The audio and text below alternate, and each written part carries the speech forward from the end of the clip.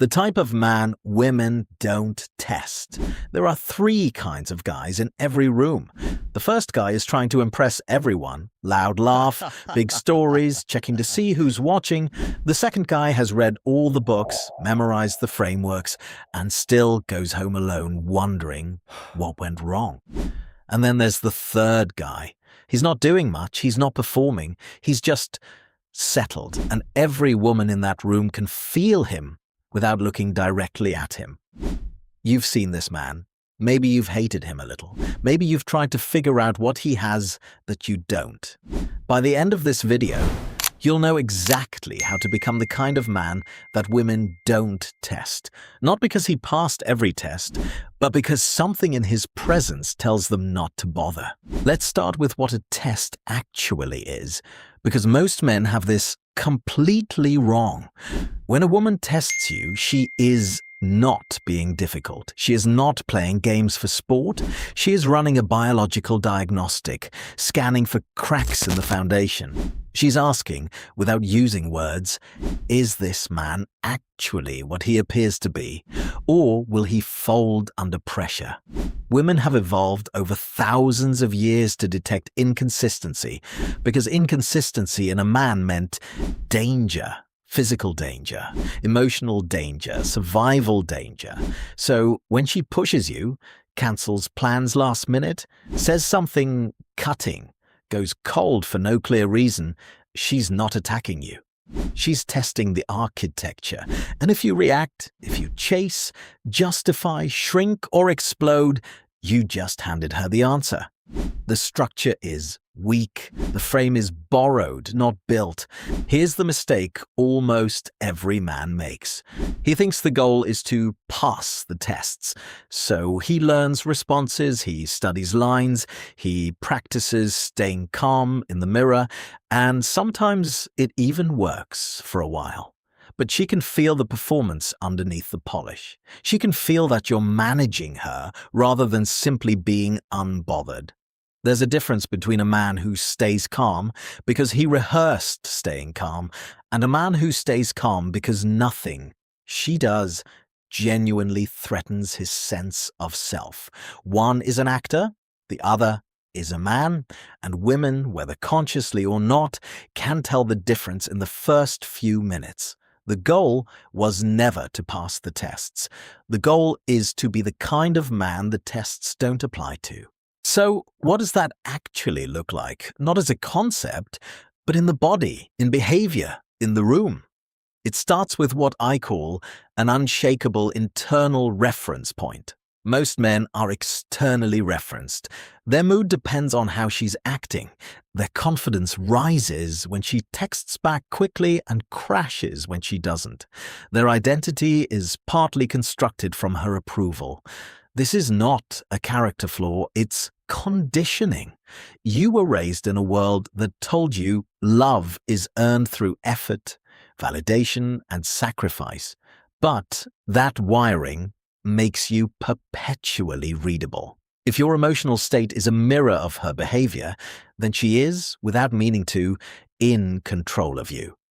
And she will test that control, not because she wants to dominate you, but because she is wired to keep probing until she finds the real flaw, until she finds where you actually stand.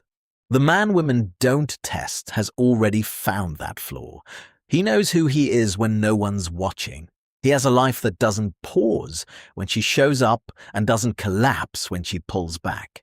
His self-concept isn't negotiable in the context of a relationship.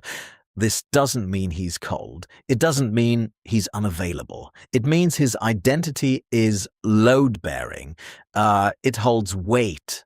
And when she senses that, something shifts in her nervous system. The diagnostic stops running, not because she decided to trust him, but because the test keeps coming back. Clean, and eventually the body stops asking the question. Now here's the part that's going to be uncomfortable. You can't fake this. You cannot intellectually install an unshakable identity the way you install software. You have to actually build something in your real life that matters to you, independent of her. That means the work you do has to mean something. The friendships you keep have to be real. The standards you hold for yourself have to be non-negotiable, and not because they make you more attractive, but because you genuinely believe you owe your own life more than mediocrity. The man with nothing going on outside the relationship is the most testable man alive, because she can feel the vacancy. She can feel that she is the whole project, and being someone's whole project feels like pressure, not love. This is the brutal part most self-help content skips over. Becoming untestable is not a dating strategy. It is a life strategy. It is the result of doing the private work, accumulating real competence, suffering through real failures without quitting, and arriving at a place where your self-respect is not up for renegotiation based on who approves of you today. When you have that, when you've actually built that, the dynamic with women changes in ways you didn't expect. It's not that she suddenly chases you like a movie fantasy. It's quieter than that. She stops creating friction for no reason. She stops with the hot and cold routine. She stops cancelling plans to see how you'll react, not because you demanded better behavior, not because you laid down rules, but because you stopped being a man whose reactions she needed to calibrate.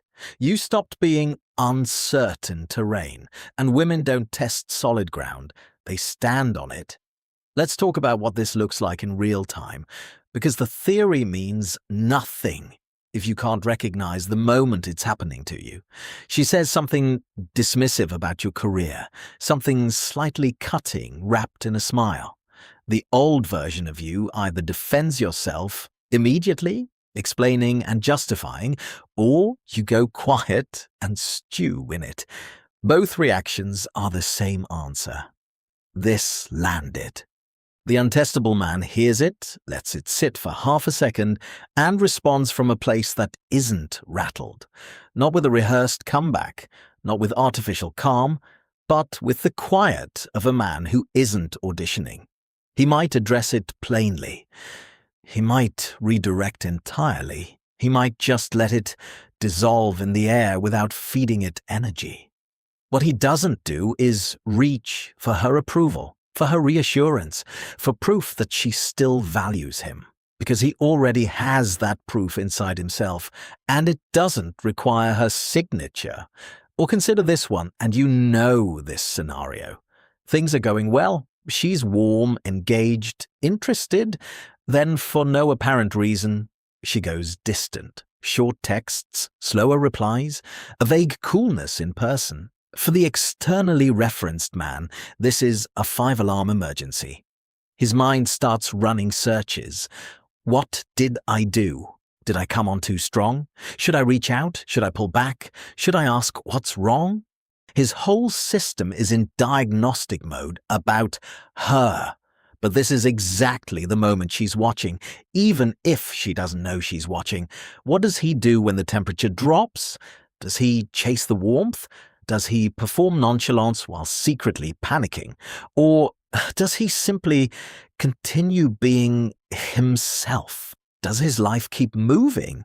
Does he stay in his purpose, his routine, his sense of self, not as a tactic, not to make her miss him, but because his day doesn't orbit her mood? That's the distinction that almost no one talks about clearly. There's a version of not chasing that's still about her. It's strategic distance, it's playing the game in reverse, it's manufactured scarcity. Women feel that too. It has a different texture than genuine independence, but it's still performance. Real non-reactivity isn't a move. It's a disposition. It's the result of a man who has internalized at the level of identity that his value is not a variable. It doesn't go uppy when she's interested and down when she isn't. And when she feels that, truly feels it, not as a tactic, but as the actual truth of who you are, The testing impulse doesn't activate the same way. She's not in the presence of a man she needs to figure out. She's in the presence of a man who has already figured himself out. Now let's go deeper into where this actually comes from, because most men want a shortcut here, and there isn't one. The untestable man is not born. He is built through a specific kind of experience most men are actively avoiding. He has faced rejection without rewriting his worth. He has failed at things that mattered and stayed in the game anyway. He has been alone, genuinely alone. Not loneliness, numbed by scrolling, and learned to be okay in that silence. He has said no to things that would compromise him even when yes was easier. He has made decisions from his own values and lived with the results without looking for someone to blame. These are not dramatic events. They are daily choices that compound over months and years into a man who is no longer flinching at things that used to break him. And here's what that builds that cannot be faked. Presence. Not the performative presence of a man trying to seem confident, the actual presence of a man who is fully inside his own life. You can feel this man in conversation. He's not scanning the room, not monitoring her reactions, not calculating his next line. He's just there, inside the moment, with nothing to prove and nothing to protect. That quality, that settled, undefended presence is what women are actually responding to when they say they want a confident man. They don't mean arrogance. They don't mean dominance for its own sake. They mean a man who takes up the space he actually occupies without apology and without excess. A man who is the same person whether she's impressed or indifferent. This is the part where some men will say, "But I've been that guy and it still didn't work." And I hear that. But I want you to look at something honestly. Were you genuinely unbothered, or were you performing unbothered while keeping score internally? Because there is a version of alpha behavior that is still deeply approval-seeking on the inside. The chest is out, the voice is steady. Underneath, there is still that boy asking, "Does she like me? Does she see me? Am I enough?" The woman can feel that gap between the exterior and the interior. She can't always name it, but she feels it. And that gap is exactly what triggers the testing instinct, not your behavior on the surface, but the anxiety leaking through the seams. So how do you close that gap? Not with better techniques, not with tighter game. You close it by actually becoming someone you respect, and that process is slower and more unglamorous than any YouTube video will make it sound. It starts with honesty, brutal, private, no audience honesty about where you are right now, not where you're heading, not your potential, where you actually are. The man who can look at himself clearly without inflation and without self-destruction is already ahead of 90% of men walking around with a constructed identity held together by avoidance and ego protection. Most men are living inside a story about themselves that hasn't been stress-tested. They think they're unbothered until someone actually bothers them. They think they have standards until enforcing a standard costs them something. They think they're the kind of man who doesn't need validation until a woman they want withholds it, and they feel the flaw disappear. That flaw disappearing, that sudden drop, that is the gap between who you think you are and who you actually are under pressure. And the only way to close it is to go into that pressure deliberately, repeatedly, until the man who shows up under stress is the same man who shows up when everything is comfortable. This is what discipline actually builds that nobody talks about in terms of attraction. When you hold a standard with yourself, wake up when you said you would, finish what you started, say what you mean, do what you said. You are running a private internal test every single day. And every time you pass it, you are depositing into your own self-concept, not your self-image. That's just how you want to be seen. Your self-concept, who you actually believe you are when no one is watching. That account, built up over months and years of private integrity, is what creates the internal reference point we talked about earlier. You stop needing her to confirm your value because you've been confirming it to yourself in the dark, where no one gave you credit for it. Now here is where masculine polarity enters this, because it's not just about psychological stability, it's about energy. Women are fundamentally attracted to polarity, not to dominance for its sake, not to coldness, not to manufactured mystery, but to a man who is directional, a man who knows where he's going and moves toward it without constantly checking whether she approves of the direction. This is what creates the tension that attraction lives inside. When a man is uncertain, when he is seeking her lead, when his direction bends every time she pushes, polarity collapses. And when polarity collapses, attraction follows it down. Not because she decided to stop being attracted, but because the thing she was attracted to, that sense of solid forward motion, that directed energy, is no longer there to pull against. You have probably experienced this without having language for it. You meet a woman, you're busy, you have your own momentum, and she is drawn in. Then things get comfortable. You start accommodating more. You start building your schedule around hers. You become more available, more agreeable, more focused on managing her experience. And slowly, quietly, she becomes less engaged. You didn't do anything wrong in the conventional sense. You were being considerate. You were being present. But what you were actually doing was surrendering your direction, and the polarity went with it. She didn't leave because you were too nice.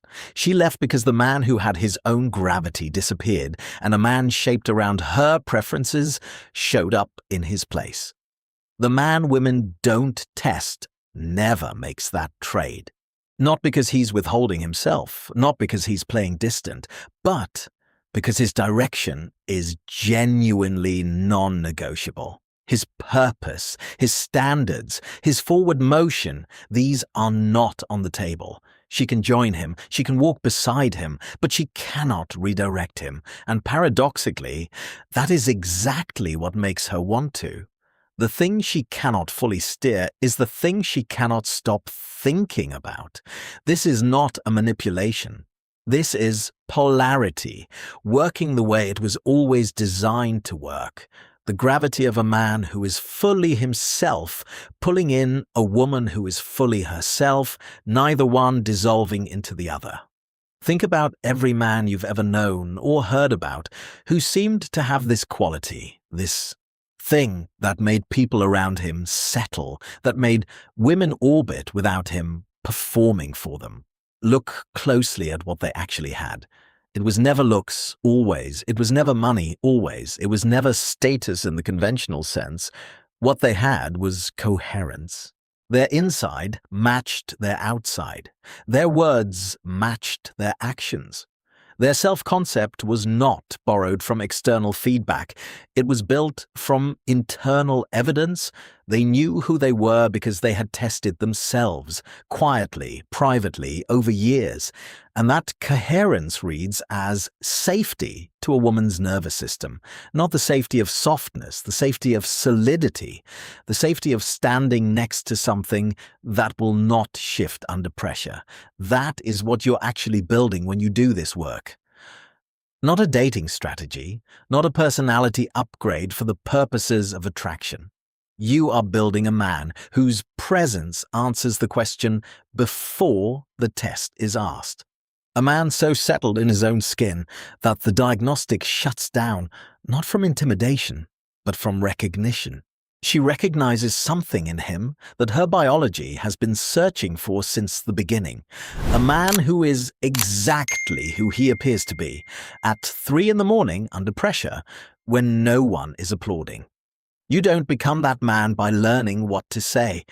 You become him by deciding every single day in private who you actually are, and then refusing to be anyone else regardless of what it costs you.